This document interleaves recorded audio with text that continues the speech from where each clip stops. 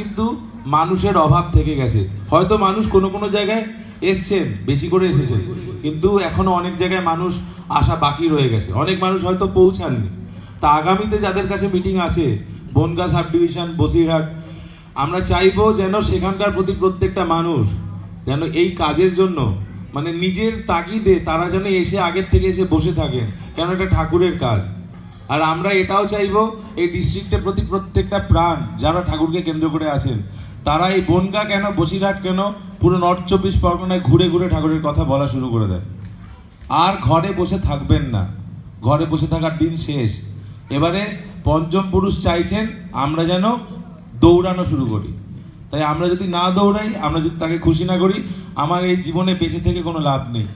আর আজকের দিনে ঠাকুরের কথা আলাদা করে আপনাদেরকে বলার বিষয় থাকছে না, কেননা আমরা সবাই আনন্দ করতে এসেছি। আরও যদি দুটো গান হয় আমরা আরও খুশি, যত গান হবে, যত নাচ হবে, আমরা খুব খুশি হব। আর এই যে কীর্তন হচ্ছে, আপনারা দেখেন ছেলেরা নাচছে, এখানে পেছনে ছেলেরা নাচছে, আপনাদের কোনো হাততালি নেই, কোনো নরণচরণ নেই, এটা ভালো লাগছে না? আপনারা সবাই আনন্দ করেন নাকি? জয় গুরু।